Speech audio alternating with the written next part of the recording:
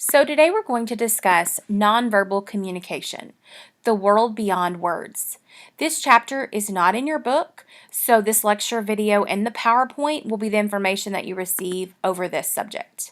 So what is nonverbal communication? Nonverbal communication basically are any messages expressed by non-linguistic means. So what does that include? It includes silent behaviors, your environment, artifacts, and vocal intonation. It is a very powerful mode of communication. So what are some characteristics and principles of nonverbal communication? Some things to remember is that all behavior has communicative value. We cannot not communicate. In our effort not to communicate with someone, we're sending a message that we don't want to talk to them. When we're ignoring a phone call or a text message or, seeing a friend at the grocery store, that effort of not communicating is communication. Communication may be intentional, but is often unconscious. So nonverbal communication, sometimes we do it intentional, but oftentimes it's something we don't even realize we're doing. If you're like me, then your facial expressions may often get you in trouble. Sometimes they reveal everything that you're thinking, especially things that you don't want others to realize. So this is often an unconscious thing. You catch yourself a little too late about the look on your face. Although we're always sending messages through our nonverbals, these messages aren't necessarily always received. Being able to read others' nonverbal communication, being able to pay attention to it, being able to figure out what someone's meaning, this isn't something that all communicators are necessarily capable of doing. It takes focus, it takes empathy, it takes being really aware about the person that you're communicating with, and not everyone does that when they're communicating with others. Oftentimes, we're focused on what we're saying, what we're thinking, and we just hear what the person says to us. We don't pay attention to how they've said it or any other things surrounding the message. We especially pay attention to nonverbals when they contradict verbal communication. Many times our nonverbals really tell what we're thinking beyond the verbal communication, and this is sometimes when our spidey sense goes up a little bit more and we pay attention to that. Nonverbal communication is primarily relational. So you think about this, typically you're not going to be as good at interpreting and reading nonverbal communication with those people that you don't know. Therefore, you kind of consider that when you're communicating with them. However, the more people get to know you, the more we tend to incorporate our nonverbals because you know that they really know what you're meaning. So responsiveness. Nonverbal communication communicates our interest in others' communication. So oftentimes when you're listening to someone, your nonverbal really shows whether or not you care about what they're saying. Women are generally more responsive than men when it comes to nonverbal communication. People in lower power positions tend to be better at reading nonverbals. So you think about that, does the boss of a business really think as much about the nonverbal, or are those of us that may be lower in an organization paying attention more closely to those above us, and what did they really mean when they said that? What was the look on their face when they said that? We tend to be more conscientious of what others' nonverbals are when we may be at a lower power position. Liking, we know that nonverbal communication definitely communicates positive or negative feelings about others. So we have the power comes into play of touch, space, and silence. So we know that touch sometimes can indicate power. It definitely indicates liking in a relationship. Of course, that mentions here there's negatives with touch. That is nonverbal communication and definitely is a power move. Space communicates nonverbal communication. How close you are when you communicate with someone, that communicates the message and the relationship between you. And then, of course, silence, not saying anything definitely speaks volumes. Nonverbals are especially important for identity management and in defining our relationships. So a lot of times you realize that maybe your friendship or different relationships that you're in are achieving a higher level of intimacy or closeness based on the nonverbal communication that is conveyed. It's used for expressing emotions we don't necessarily want to express. Some we're not able to express, and sometimes we don't really know how we're feeling, but the nonverbal communications come out unconsciously. Nonverbal communication is ambiguous. So, what does ambiguous mean? Ambiguous means that the message can have multiple meanings. So, sometimes it's tricky to really interpret what someone means nonverbally. So, a smile, for example, can mean I'm content. It can also mean I'm a little bit stressed. I mean, how many of us, when someone else has your day going and you're really stressed, you just kind of give them a weird smile? It can also indicate that you're a little sad, but you don't necessarily want to talk about it. Smiles can also indicate your embarrassment. I can't believe that just happened. I can't believe I just did that. Or sometimes it's, how do I get out of this conversation? It's just a very awkward thing. So they can have multiple meanings. Another example of that I like to give is your arms crossed. A lot of people, when they're talking to someone and they cross their arms, they may interpret that as a negative thing. But a lot of times it's a comfort thing. They're more comfortable standing that way. And it could also just mean it's cold in the room. But oftentimes our first interpretation is a negative one. Oh, like they're standoffish, or they're not kind of wanting to engage in the conversation. So to me, arms crossed is something big that we tend to misinterpret. So another example, nonverbal communication reflects cultural values.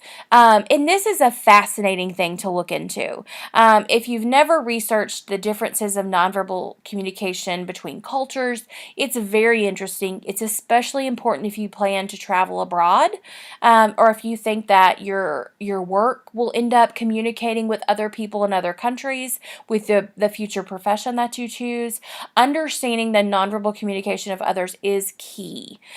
So space. Americans tend to value more personal space than many other cultures, and men tend to value more personal space more than women. Touch. Americans touch 2 to 3 touches per hour. British, 0. Parisians 110, and Puerto Ricans 180 touches per hour.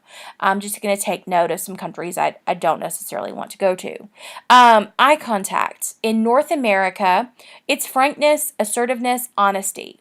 We're always taught that if you're not looking at someone in the eye, you're not telling them the truth. It's not respectful not to look in the eye. That's in our country.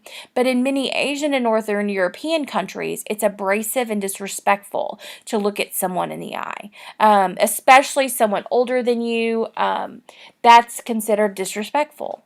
In Brazil, more intense eye contact is the norm. So there's a big difference in eye contact. There's a lot more information that's super interesting with the different cultures. One example would be that a lot of Middle Eastern countries consider the bottom of the foot to be the dirtiest part of the body. So to show the bottom of the foot is like the ultimate insult. And other examples would be, our peace sign in other countries is a profane gesture. It's just very different from country to country. The interplay between verbal and nonverbal communication, repeating things. Your nonverbals usually or simply can just repeat what you've just said. Sometimes, for example, for repeating, if you say it's okay and you give the okay sign, that's just repeating. Substituting, sometimes your nonverbals replace your language. So if someone asks, is it okay, you may nod. Or again, you'd give the okay or thumbs up. Complimenting and accenting. Your nonverbals add depth and meaning to your language.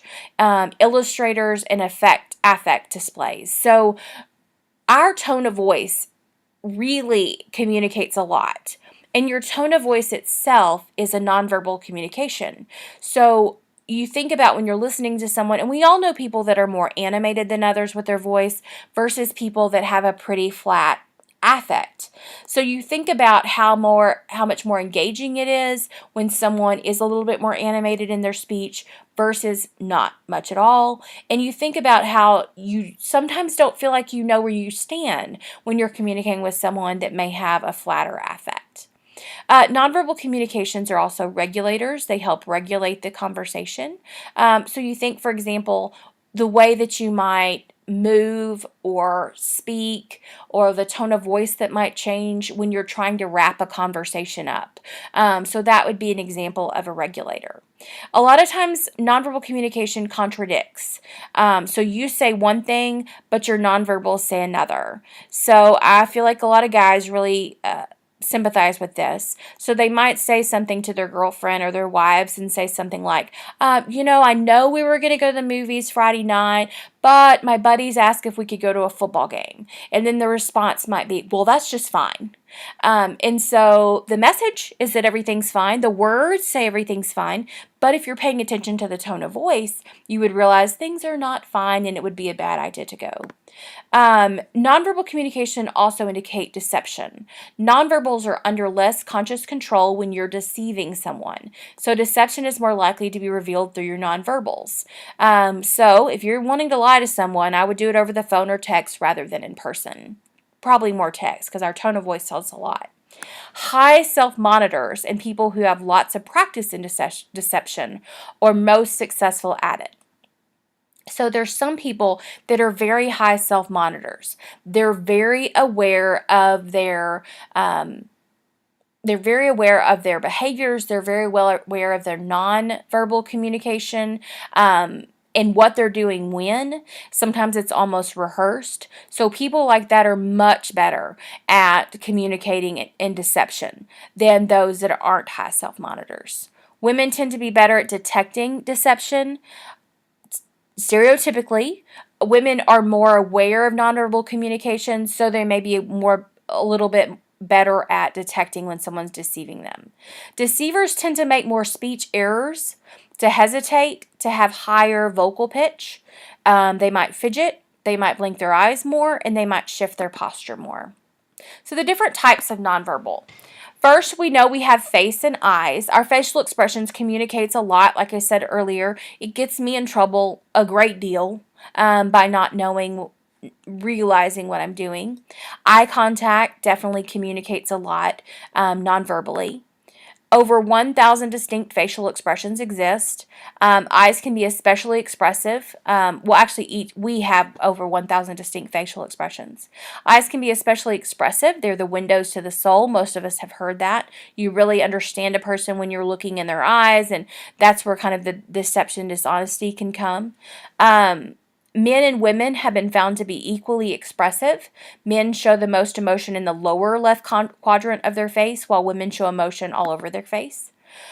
Your body movement and kinesics. So your posture definitely communicates a message. You think about when you're sitting in class and your posture and what that's saying to your professor. So if you're sitting up straight, you're looking at them, you're aware, that's communicating volumes to your teacher that you are in the moment with this class. However, if you're slumped down, if your head's on the desk, if you're propping it on your arms, it's telling them that maybe you're not very engaged. So do think about your posture and the way you're sitting and things like that. It communicates so much. Your gestures communicate information. It shows how interested in something you are. It shows that you're really wanting to emphasize something. Some of us talk with our hands a lot more than others. So that's something when you're giving a speech you have to be aware of, but gestures definitely communicate a lot. And then our manipulators or our fidgeting. You think about when you fidget, it does communicate nerves, it communicates anxiety. Sometimes it just communicates disinterest, so you begin fidgeting. So that's important to keep in mind. So touch is considered essential and therapeutic. Touching can influence liking and compliance. It's used to show intimacy or power control, and people with high status touch others, invade other spaces more than people with lower status. Truly, for our health, touch is important. In order to build an immune system, we have to be exposed to different things. So touching is crucial to that. They realize this in orphanages where children are not held, they're not touched. And when that happens, they have the failure to thrive. They're not able to survive because they've not had the touch necessary to thrive in life. Now, your voice and paralanguage. It consists of your tone of voice, the speed at which you talk, how high or low your pitch, your volume, how loud or soft, The numbers and lengths of pauses and your disfluencies or your filler words like uhs, ahs, likes, things like that really communicate a lot. It tends to be more powerful than language, and it affects how others perceive us. So we can definitely know that people stereotype others by their accent, by the vocabulary that you choose, by the grammar that you use in your sentences. We all know that stereotyping happens just by listening to someone else. It's also influenced by our culture, our gender, and our class, intentionally or unintentionally. An example, try saying you love me to convey the following meanings. So, you really do. I hadn't realized that. So, that would be you love me, or that ploy won't work. I told you we're through. You love me? You couldn't possibly love me after what you did. You love me? Or me, I'm the one you love? You really love me? Or you, I didn't think you loved anyone. So think about how just that message can be conveyed many different ways. Silence. We can communicate contentment, awkwardness, anger, respect, thoughtfulness, and empathy. And it can also be disconfirming. So silence is used as a power move a lot in the workplace. People get uncomfortable when there's silence. So many times people will be silent just to watch how uncomfortable the other person will get. And when we get awkward and we get uncomfortable, what do we tend to do? We just tend to start talking. So if there's too long of silence, our instinct is to try to fill that up. And oftentimes we're filling it with things that may not be the best thing to say, the most prepared thing to say, the most appropriate thing to say. So it's used as a power move many times to get you off your feet, throw you off balance a little bit because you don't really know how to react to the fact that there's extended silence. Space is nonverbal communication. And some of us are way more protective of our space than others. So there's different types of distances, and each one of these distances really does show your relationship. So there's a public distance for those that, you don't really know, but you've met or you're meeting, or this is also the distance we want with people when we're in Walmart or at the mall, things like that. Social distance is just picture kind of standing around visiting. It's not necessarily that you know well, but you're kind of around each other. Personal distance and intimate distance gets closer because it indicates a closer relationship. This is something we don't think about, but time is nonverbal communication. Our use of time reflects our power and our status, our cultural norms. Different cultures see time very differently.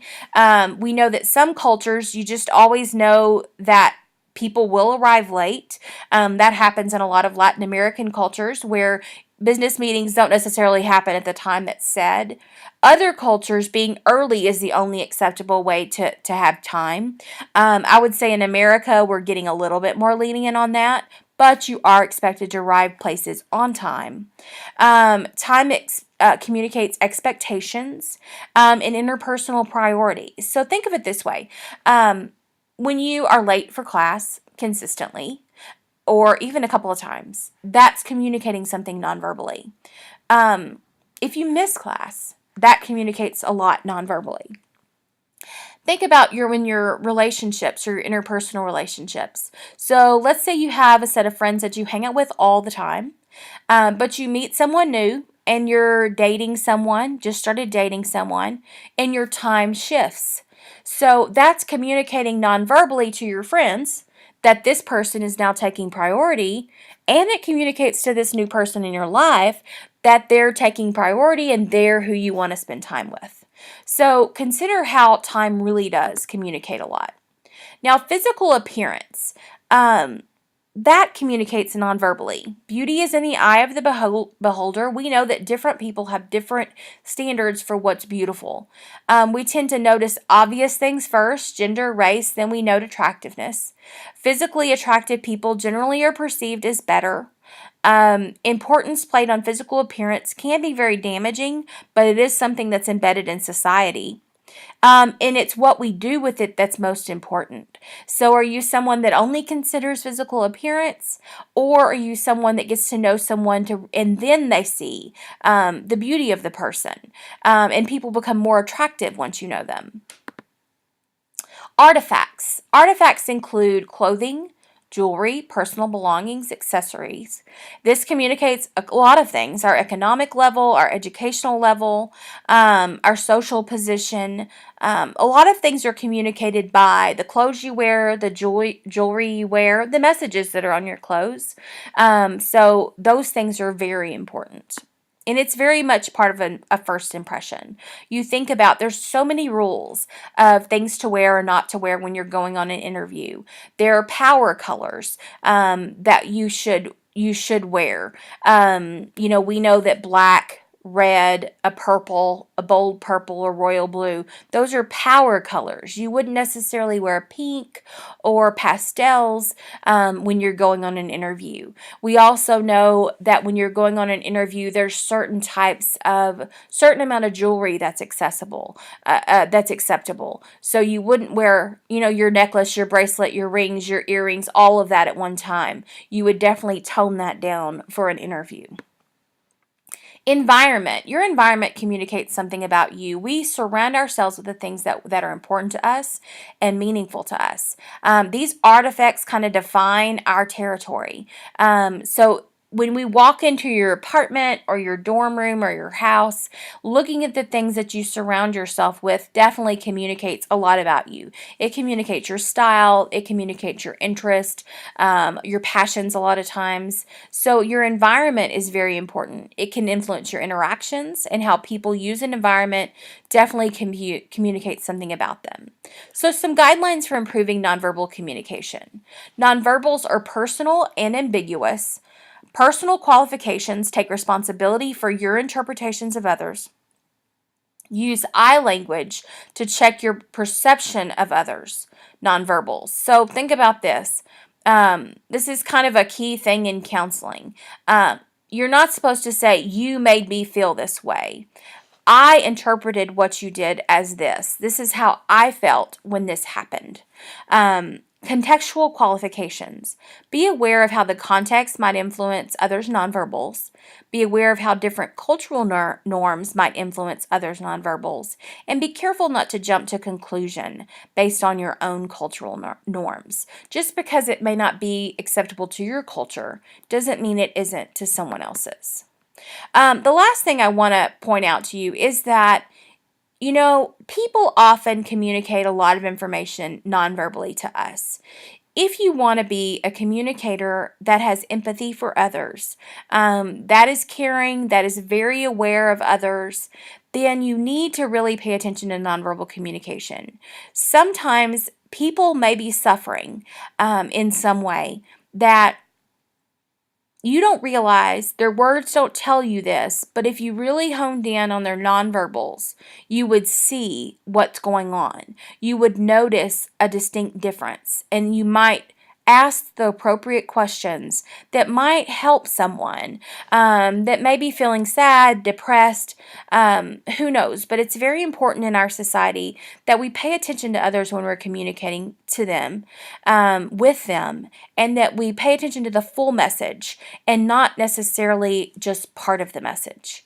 So also there's a video, of friends clips that kind of gives examples of some of the different nonverbal communication types and examples that we discussed. So you may want to watch that if you would like further clarification.